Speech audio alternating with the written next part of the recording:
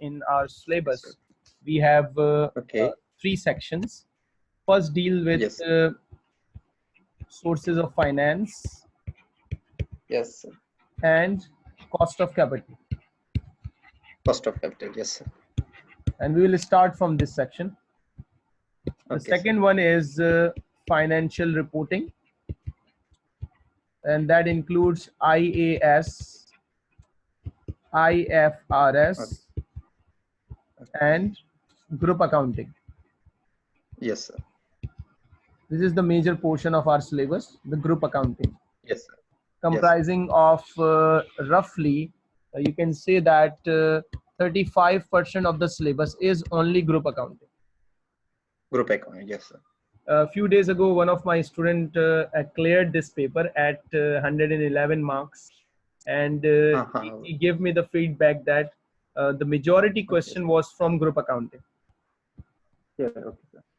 Right? Okay, sir. So the focus, will be on group accounting, and then Group accounting. ratios and interpretation, and that is 25% of the syllabus. Overall, this section Okay, is sir. 60% of the syllabus, 15% of the syllabus, and 25% of the syllabus. Yes, sir. So now let's begin our discussion with the first section, that is sources of finance and cost of capital. Okay, sir.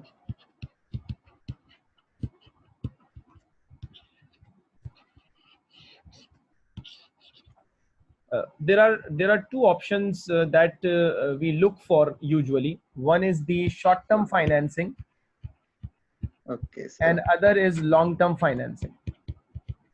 Okay, sir. Company need funds, one for short-term purpose, other is long-term purpose. Long-term. Or you can say that one is for working capital requirement of the business. Do you know what is working capital? Yes, working capital. Yes, sir. Is current assets minus current liabilities. Current liability. Yes. That is the day-to-day operations of the business. Yes, sir. Funds needed for the daily requirement of the business, that is inventory, receivables, and payables. Payables. And other is in order to invest in fixed capital, that is plant and machinery. Okay. Yes. Right? So in our syllabus, the short-term finance is not part of our syllabus. Okay, sir. But if a company wants to raise short-term financing, then the company used to raise this type of financing from money market. Money market, yes. So money market is a source through which you can raise short-term financing up to 1 year. Generally, it's up to 1 year. 1 year. So that means that if we are raising a 6-month loan from a bank, so it's a money market transaction. Yes. Okay, sir. But if you are raising funds for more than 1 year, then you can say that it's a long-term financing solution. And long-term finance generally comprises of, one is equity financing, and other is debt financing. Right? Yes, sir. And in between these two source of finance, there is a type of financing which is called preferred stock or preference shares, which might be classified sometime as equity financing, or which might be classified sometimes as debt financing. Debt. Okay, sir. So first of all, let's discuss that what is equity financing, what is preferred stock, what is debt financing. Okay. So equity financing refers to the ordinary shares. Right? Okay, sir. And you know that there are two types of companies. One is the listed companies, listed or quoted companies. You can say that public listed companies. Public. And yes, sir. Unlisted or unquoted companies. So we are talking about a public listed company. Yes, sir. That means if a public listed company, if the company wants to Okay, sir. raise funds, so the company can raise funds either in the form of ordinary shares. So one of the sources, ordinary shares. Ordinary shares. Yes, sir. Other source is preferred shares, Preferred shares. right? Yes, sir. And the third source is debt financing. Yep.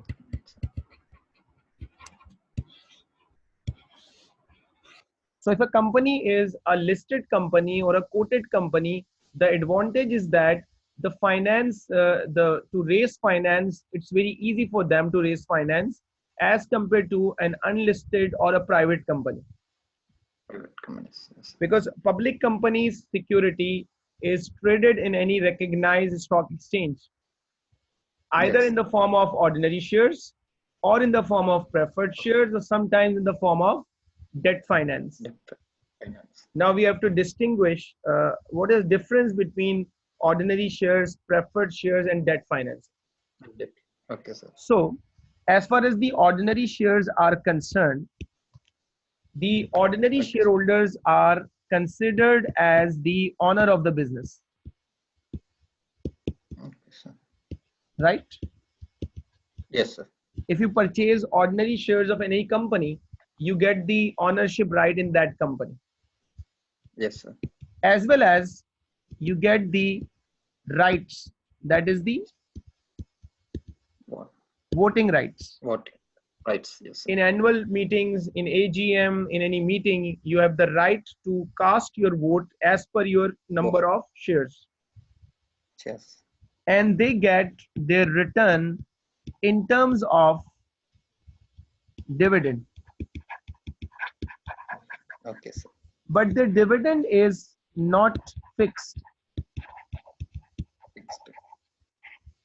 Directors will decide on the basis of the availability of profit, cash flows, and the stock market positions. Director will decide how much dividend is to be paid to ordinary shareholders, Okay. Yes. right? But that dividend is not Yes, sir. compulsory. No? This is not guaranteed. Yes.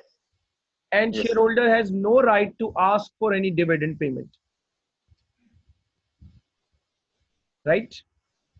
Yes, sir. And if there is any misfortunate event that company goes bankrupt, if the companies go into Bankrupt. liquidation, then Yes. the number of ordinary shares or the ordinary shareholder will get their return at the end of each finance provider. Okay. They Yes. will get their share at the end of the hierarchy, at the last. Yes. Last. But when we compare this with preferred shares, they do not have ownership right. Mhm. Yes, sir.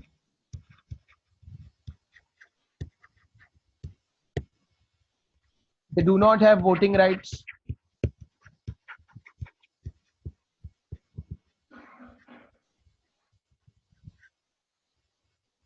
They get fixed percentage of dividend, Fixed dividends. right? Yes, sir. But make it clear that that doesn't mean that the dividend is guaranteed. The dividend percentage is fixed, but dividend is not guaranteed, right? Dividend is Yes, sir. always depends on the availability of profit, Profit. right? Yes, sir.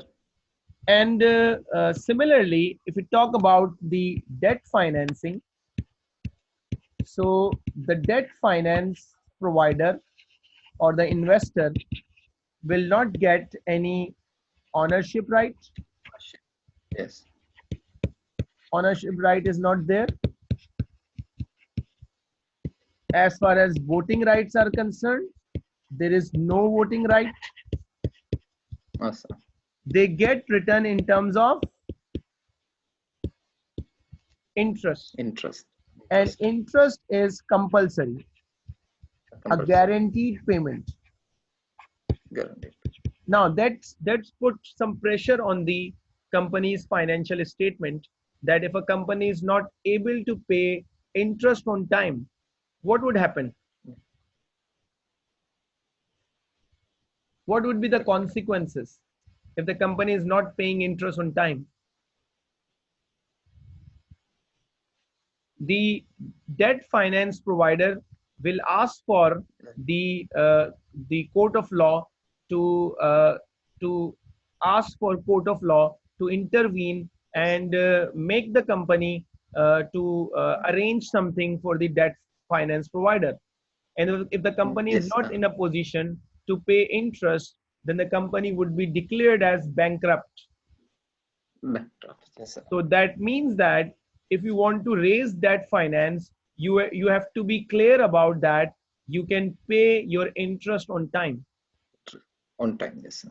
So that means the company usually avoid too much debt Yes. financing.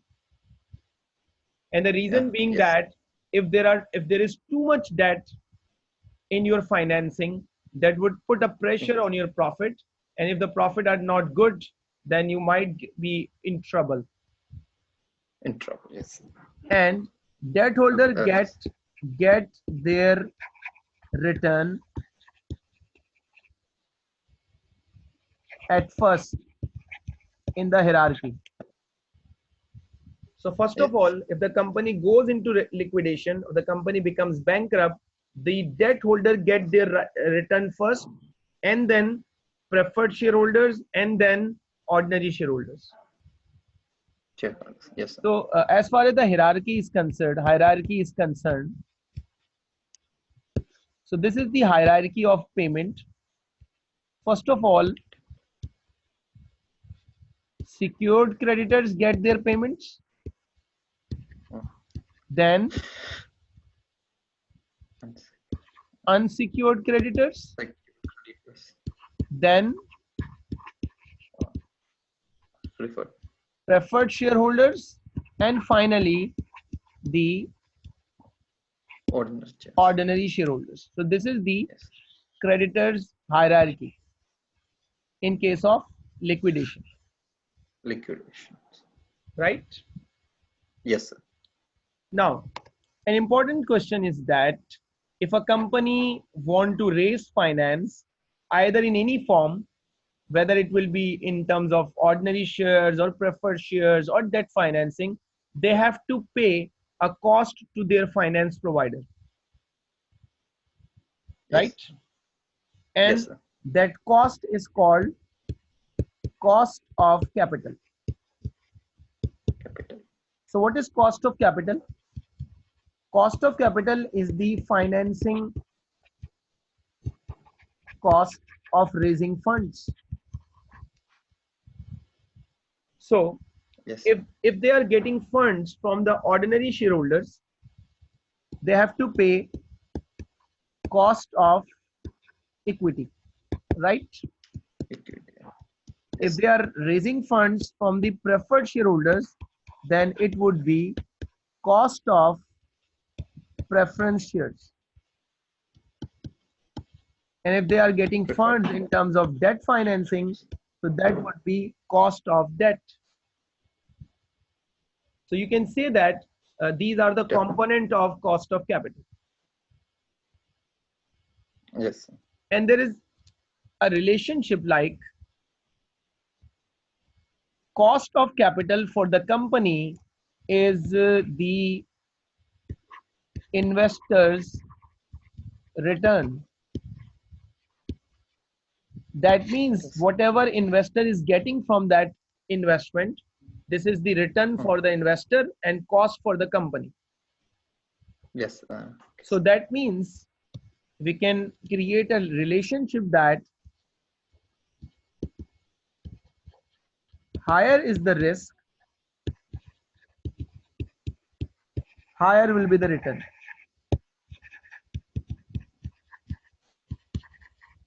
So this is a direct relationship between risk and return. So now, equity is more risky as compared to debt.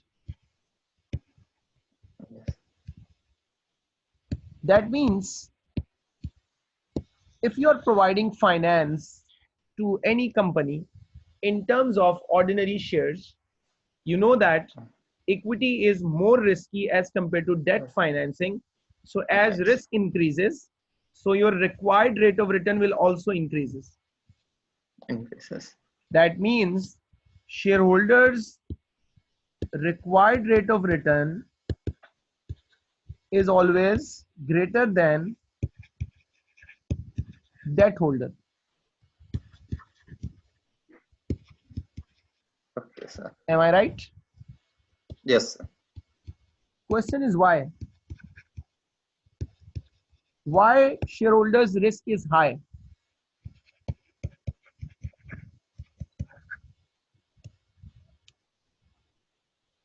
The reason is that Yes, yes, sir. shareholders risk is high because Okay. they are getting dividend, or they will get dividend, and dividend is not compulsory. That means Comes. sometimes they will get dividend, sometimes not. It is on the decision of the directors to decide how much dividend is to be paid. So sometimes they get dividend when the profit is good, and sometimes they do not get any dividend. Dividends, sir. So that means there is uncertainty as far as their return are concerned. Okay, sir. And the second form of return that they get from the stock market is capital gain, or it might be capital loss. Yes. So what is capital gain?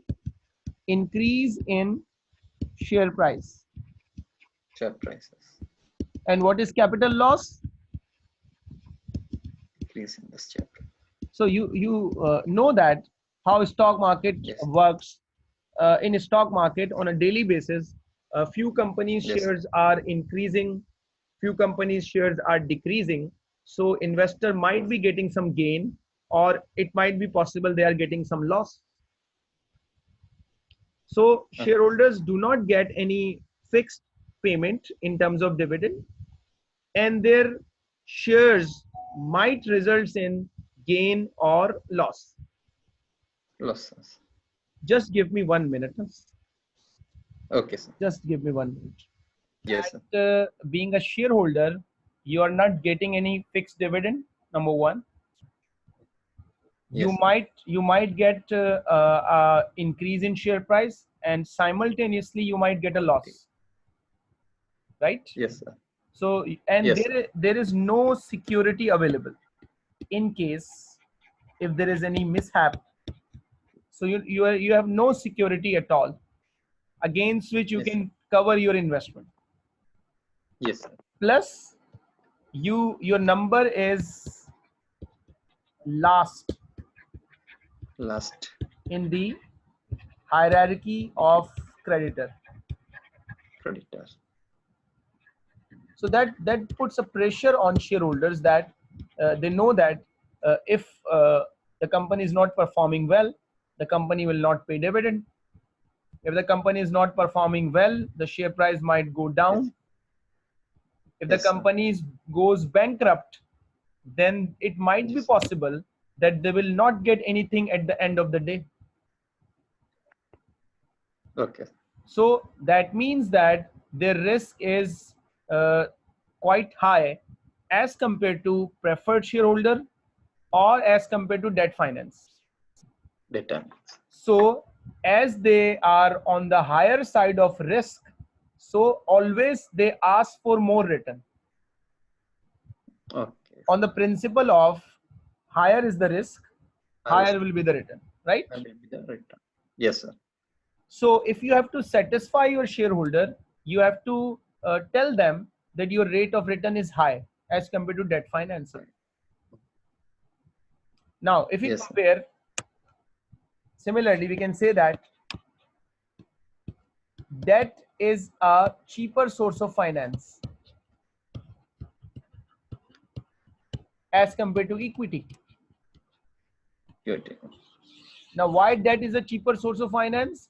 Because debt is less risky as compared to equity. Equities, yeah.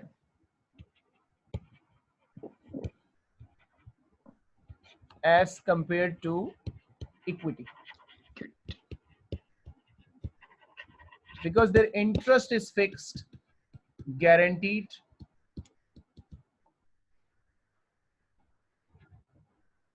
Sometimes they ask for security as well. Did you heard about the mortgage financing? Mortgage finance. Mortgage financing. Okay, leave it. Yes. When a debt holder provides loan to any company, they ask for that they need some sort of security. Yes, sir. So they put a charge on the asset of the company. That is a type of mortgage financing. Yes, sir. And this charge might be a fixed charge they can put on the asset of the company, or it might be a floating charge. Floating. So that charge secures them that if there is any default on their payment, they will sell that asset on which there is a charge. Okay. For example, you ask me about that you want any loan, then I will ask you, do you have any property available? So okay, fine. Yes. Give it to me as a charge. Okay. If you do not pay my loan on time, I will sell your property. This is a big yes, advantage for a debt holder, that in the case of bankruptcy or in the case of default, at least they have the security available to get their funds back. Okay, sir. While this is not possible for shareholders, as they do not have any security against their investment.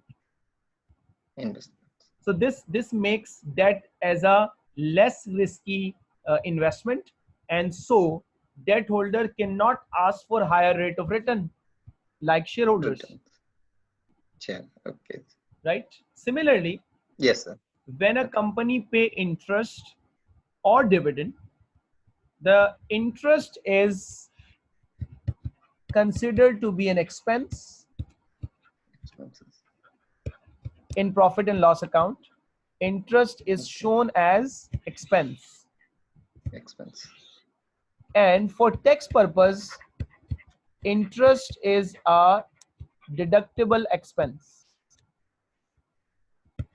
Do you understand what is tax deductible expense? Yes, sir. While dividend is not tax deductible.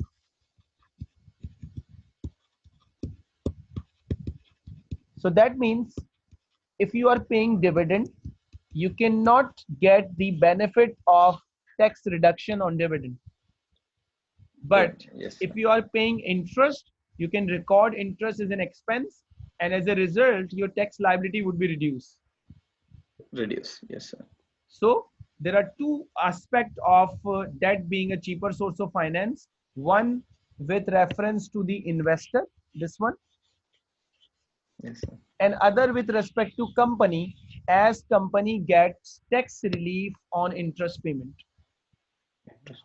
So obviously now a question comes in our mind that if you want to raise finance, our objective would be to get those type of finance having low cost of capital. Am I right? Yes, sir. So the cost of capital of equity is higher and cost of capital of debt is lower. So what is the best possible financing solution? Equity or debt financing?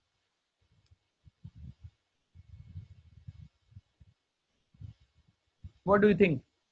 Equity is more beneficial or debt financing is more beneficial for company?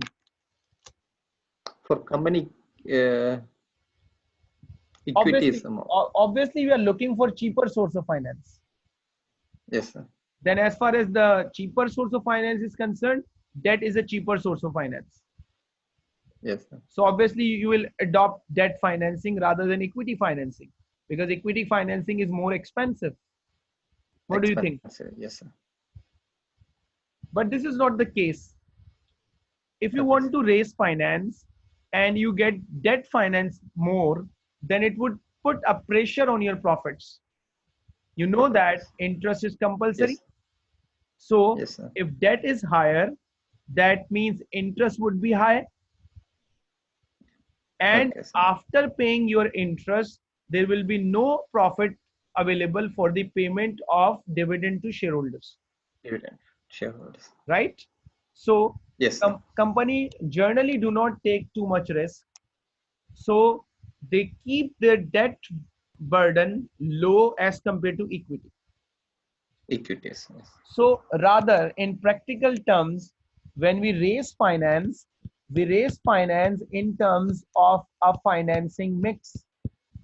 For example, this is one of the financing mix that we have 40% debt financing and 60% equity financing. Or it might be like sometimes your debt is 50% and your equity is also 50%. 50. Or it might be like debt is very low, that is 20%, and equity on the higher side, 80%. 80%. So we try to keep a balance between debt and equity finance, and that balance is not fixed. This depends on the company's ability to pay interest on time, On, yes. right? If the company's Yes. profits are quite good, if the profits are good, then you can afford to have high debt financing. But if the profits are not good, then it would be difficult to raise debt finance, or it is not Finance. advisable. It is not advisable to raise debt finance. In this case, Finance. we will advise that equity is better than debt finance. Fine. Yes. Fine. Yes, sir. Okay. So can I say that cost of equity is always greater than cost of debt finance?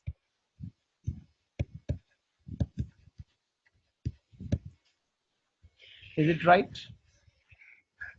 No. Because the equity is more risky, so shareholders return is always higher than the return required by debt holder. So that now let's move to cost of capital again. Okay. Our objective is to minimize our cost of capital. Did you ever calculate net present value? Yes, sir. No. How we calculate net present value? Just give me an idea. NPV calculations. NPV is the present value of future Yeah. cash flows, Future capital. Yes, cash. right? Yes, sir. You have calculated this NPV in performance management paper. Yes. This quite Performance. Yes, sir. NPV, IRR, and ARR, and payback. These are the Yes. types of things. So Yes, sir. when you want to calculate NPV, you need two things. One is future cash flows, and in order to find out the present value, you need a cost of capital, right? Yes, sir. So you can say that as cost of capital increases, NPV goes down. So what would be our objective? We want our NPV to be on the higher side. So if this is the objective, then what we will do, we'll try to reduce our cost of capital.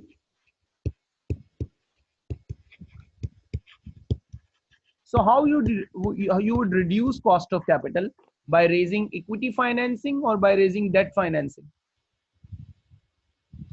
Equity finance. Yes, because debt is a cheaper Get source it? of finance. Yes.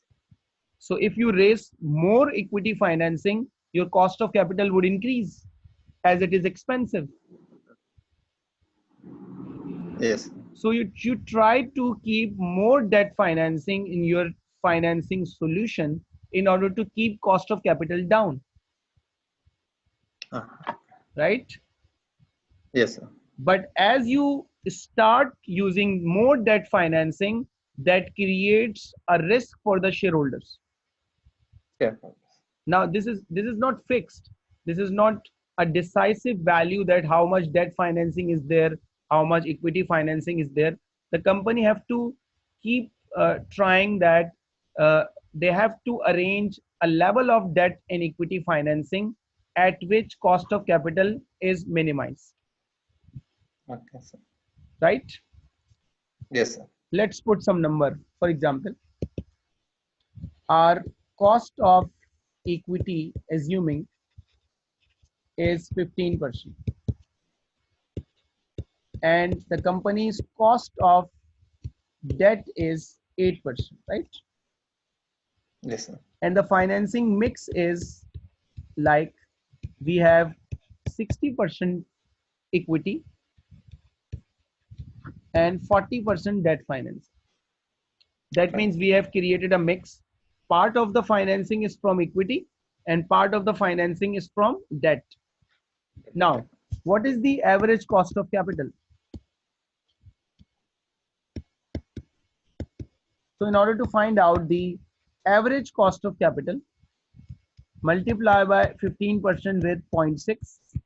This is one component, and multiply Yes, sir. 8% with 0.4. This is another component. So this becomes 9% and this becomes 3.2%. Good. If you combine these two values, that would give you a cost of capital of 12%. Come. 12%. So on the basis of what financing, that is 60-40 relationship, you can say that your cost of capital is 12.2%. Yes.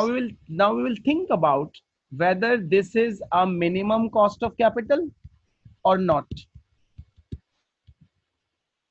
because our objective is to minimize our cost of capital. Is it minimum?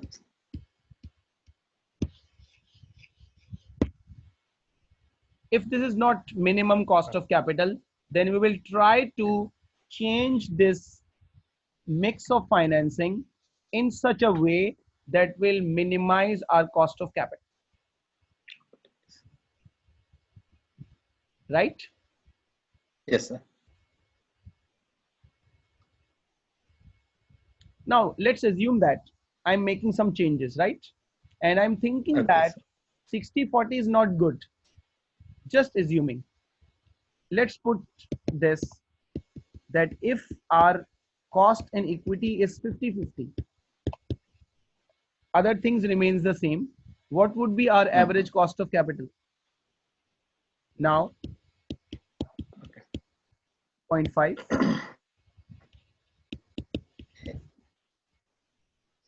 So that means 7.5%, Fine.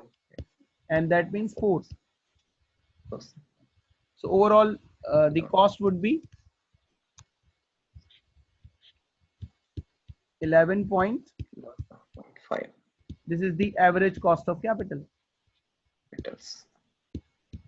This cost of capital is better or the previous one? This is better.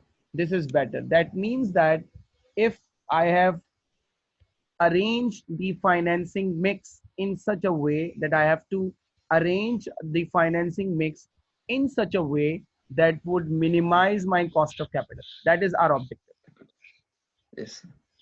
So this is the overall objective of this cost of capital topic, that we want to minimize our cost of capital, and for that we have to arrange the financing solution in such a way that would keep minimizing this cost of capital, right? Okay, sir. Okay, sir. Any question up till now? Is everything So I fine? have to. Yeah, everything okay. I will have a. I will study and I'll let you know, sir. Fine. You Because yeah, yeah, before 2 years only I completed this one, the performance management and operation levels. okay? After that, I couldn't study the SEMA because here I had some training program and everything. Mm-hmm.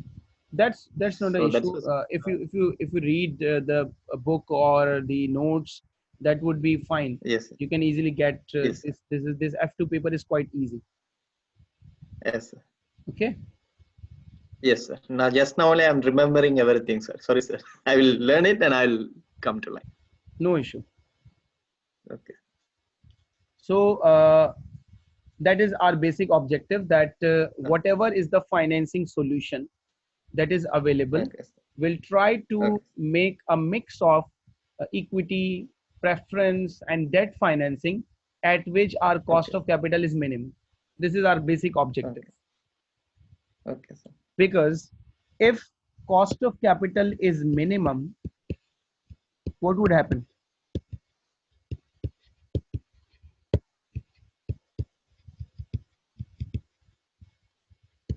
Shareholders' wealth will maximize. And this is ultimate objective of any organization, Yes, sir. right? Yes, sir. Being directors or the management of the company, we are bound to maximize the wealth of shareholders. So if we know Yes, sir. that minimum cost of capital can maximize shareholders' wealth, so our focus would be on to minimize cost of capital. But that cost of capital depends on financing mix. So now we will choose that type of financing mix at which cost of capital would be minimized. And that is not Okay, sir. fixed. You cannot say that at 50-50 the cost of capital would be minimum. It might be on Okay. 60-40, it might be on 30-70, and sometime it might be on 70-30. It might be anything. 70. So practically Okay. speaking, the organization has to try find out that at what level of financing our cost of capital would be minimum. Now Okay, in sir. in our syllabus, we need to find out, we need to calculate first of all what is cost of ordinary shares, what is cost of preference shares, and what is cost of debt. And Debt. Yes. then we will combine these costs as an average cost of capital, and that average cost of capital also known as the weighted average cost of capital, or simply cost of capital, or in short you can say that WACC, that is WACC.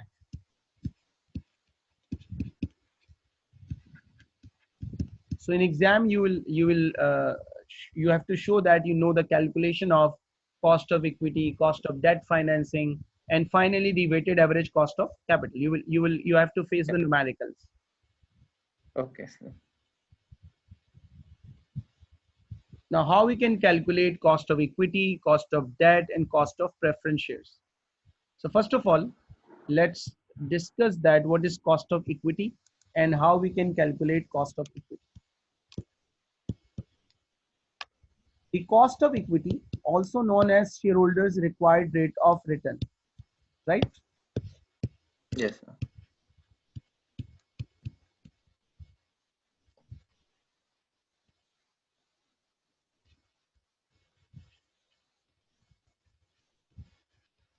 As you know that the dividend is not compulsory or the shareholders return is not fixed, so it's very difficult to find out their expected rate of return.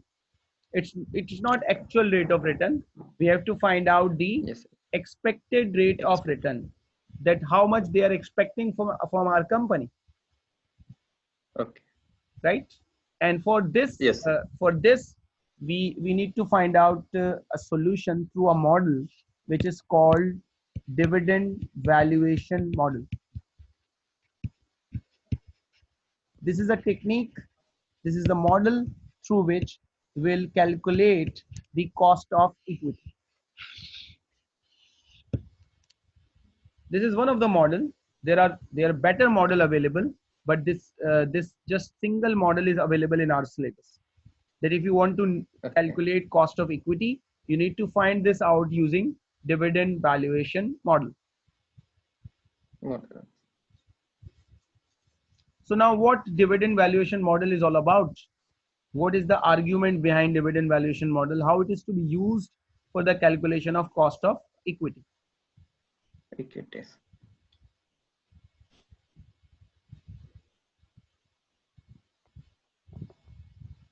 For example, if we are interested to find out Okay. that how to calculate share price for company, Okay, sir. then as per this model, it says that share price of a company can be calculated as present value of future cash flows that an investor is expecting from a company. Okay, sir. And what an investor is expecting from a company, that future cash flow is future dividend. So as far as this model is concerned, this model says that the shareholder is only interested in dividend. So if we know that what is the expected level of dividend a shareholder is expecting from a company, then you can convert this future cash flow into present value, and this present value would be your share price. Sure. So this is the basic argument of this model, that share price can be calculated in such a way. I am just converting this into a formula. Okay.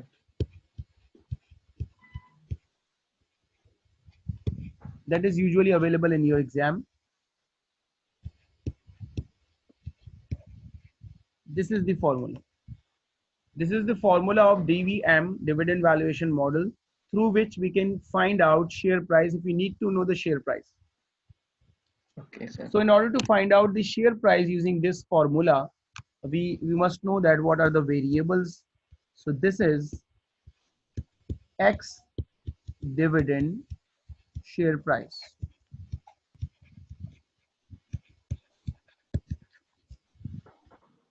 This is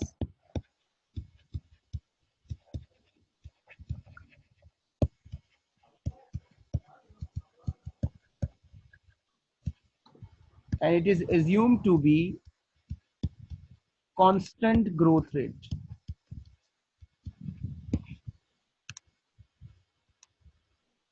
And KE reflects cost of equity. So in order to find out the share price, you must have the dividend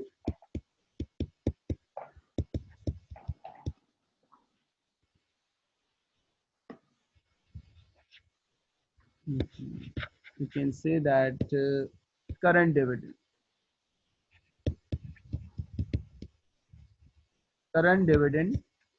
per share. So if you want to calculate the share price of any company using this model, what you need to find out, first of all, dividend. What is your current dividend? What is the expected growth in dividend? And the cost of equity. Equity. Right? Yes, sir.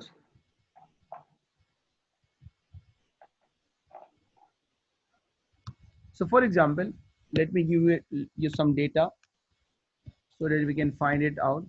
For example, our current dividend per share is 40 cents. The growth rate in dividend is 5% per annum. And the shareholders' cost of equity is 15%. Now, let's put this into a formula. 40 cents means 0.40. growth rate is 0.05. I'm using this formula, the above Yes. formula, this one. Yes. Yeah. Yes. Okay.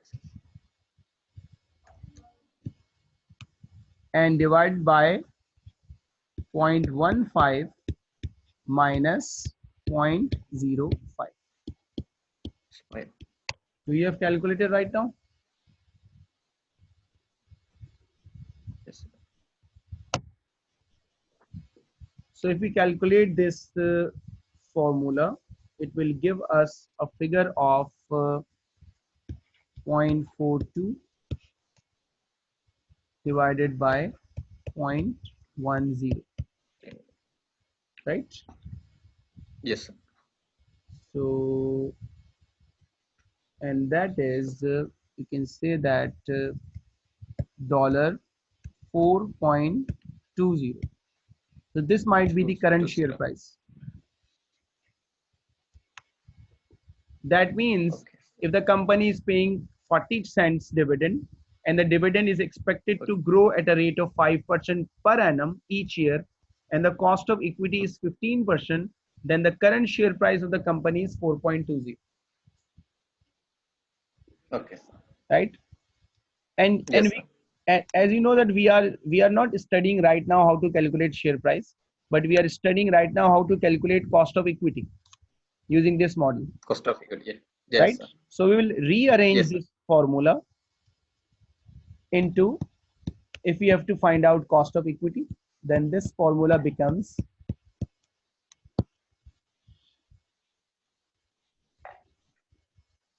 how's your maths? Is it fine or Yes, just ordinary? it's okay. Sir. Okay. So I have converted the share price formula into cost of equity. Yes. Sir. So let's put some data again. Assuming our current dividend is 50 cents, the growth rate in dividend is 5% per annum,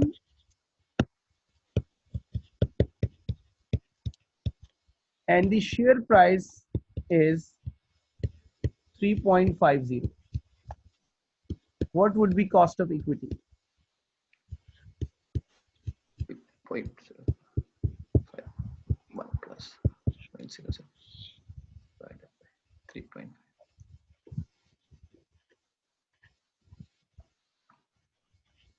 Let's calculate this. So this would give us an answer of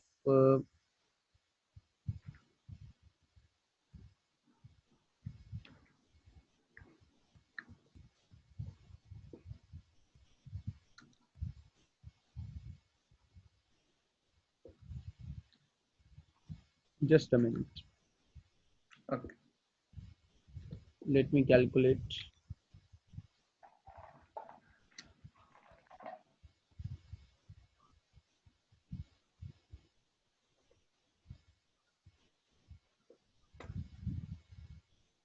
So roughly it's you can say that 20%. It's cost of equity. So that means on the basis of the above information, we can say that shareholders required rate of return is 20%. Okay, sir.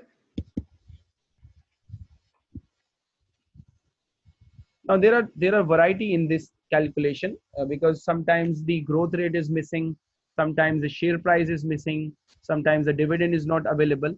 So if Yes, sir. all the data is available, then you have to put the formula and you can easily identify what is cost of equity. Equity, sir.